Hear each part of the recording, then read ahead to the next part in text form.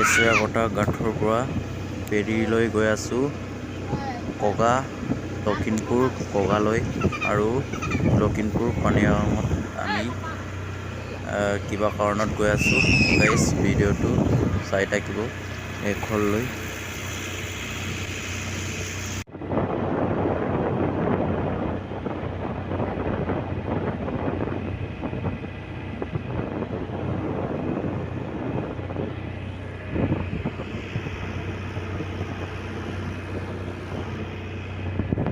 আমি ঘৰত আহিলোঁ, ঘৰত আহি পিনি আমি জাল চালোঁ, জাল চোৱাৰ পাছত এইটো মোৰ বাচ্চাটো ই জালৰ পৰা মাছ ওলাই আছে।